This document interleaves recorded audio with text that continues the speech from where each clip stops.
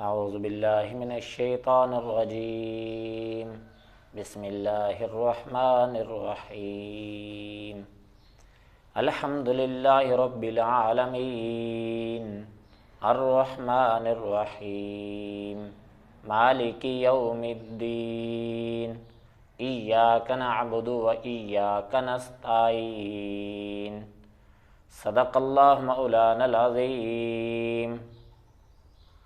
آج کے سبق میں محترم سامعین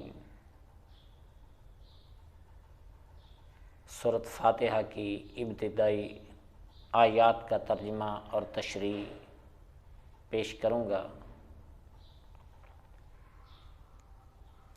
حق تعالی شانو ارشاد فرماتے ہیں، الحمدللہ رب العالمین، تمام تعریفیں اس اللہ کے لیے ہیں جو سارے جہانوں کا پالنے والا ہے۔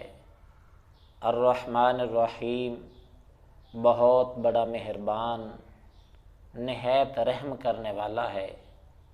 مالک یوم الدین، بدلے کے دن کا مالک ہے۔ ایاک نعبد و ایاک نستعین، اے اللہ ہم تیری ہی عبادت کرتے ہیں اور تجھ ہی سے مدد چاہتے ہیں۔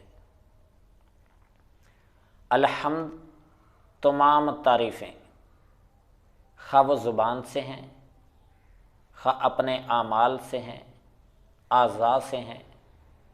وہ تعریف کرنے والے چاہے انسان ہیں، چاہے جنات ہیں، چاہے درندے ہیں، پرندے ہیں، یا ابھی مخلوق ہے، جتنی بھی مخلوقات اپنی اپنی زبان کے اندر، جتنے بھی انسان، جتنے بھی جنات اپنی اپنی زبان کے اندر اپنے افعال سے جو بھی تعریف کریں گے، وہ ساری کی ساری تعریفیں ایک اللہ وحدہ لا شریک کے لیے، جو سارے جہانوں کا پالنے والا ہے۔ عالمین یہ جمع ہے عالم کی۔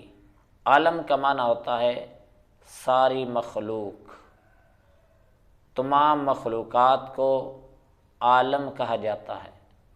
تو عالم کا لفظ پہلے ہی جمع ہے، لیکن یہاں پر عالمین، عالم کی آگے پھر جمع بنائی گئی ہے۔ جمع لانے کا مقصد یہ ہے کہ مخلوقات کئی گروپوں کے اندر، کئی تقسیمات کے اندر بٹی ہوئی ہے۔ کتنی ہی اس کی انواع و اقسام ہیں۔ مثلا سمندری مخلوق ہے، یہ کئی انواع و اقسام کی ہے۔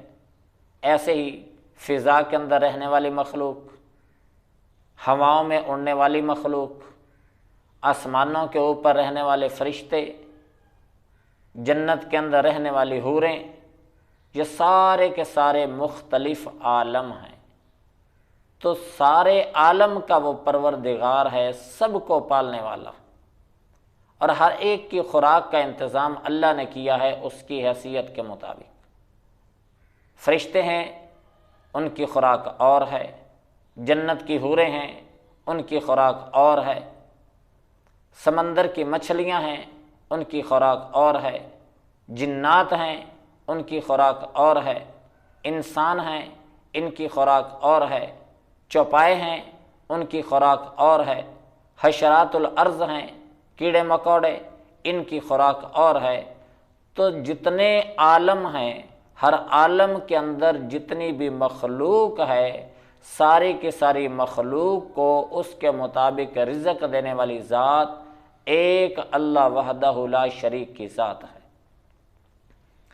الرحمن الرحیم، جو بہت بڑا مہربان، بہت زیادہ رحم کرنے والا، مہربان اتنا کہ 70 ماؤں سے زیادہ محبت کرتا ہے اپنی مخلوق سے، اپنے بندے سے، اور رحیم اتنا کہ 70 سال تک یا اس سے زیادہ زندگی جو اللہ نے اس کو دی، ساری زندگی بتوں کی پوجا پاٹ کرتا رہا، سورج کی پرستش کرتا رہا، چاند ستاروں کی عبادت کرتا رہا، درختوں کو خدا مانتا رہا، لیکن جب اس نے ساری زندگی گزارنے کے بعد آخر کے اندر آ کر بھول کر بھی اپنے اللہ کو پکار لیا تو پھر بھی حق تعالی شانہ اس کی سنتے ہیں، اس کی سنتے ہیں اور اس کی دعا کو قبول کرتے ہیں۔ لہذا 70 سال تک یا صنم پکارنے والا بھول کر کہتا ہے یا صمد، تو حق تعالی شانہ فوراً جواب دیتے ہیں نعم یا عبدی، نعم یا عبدی، نعم یا عبدی۔ اللہ اپنے بندے کو کتنے پیارے انداز سے جواب دیتے۔ یہ ہے رحیم کہ بھول کر بھی پکارنے والے کافر کو، جو اللہ کا دشمن ہے، اللہ کو مانتا بھی نہیں ہے، اللہ کا انکار کرتا ہے، لیکن پھر بھی اللہ کو پکارا بھول کر، تو اللہ نے اس کی پکار کا جواب دیا۔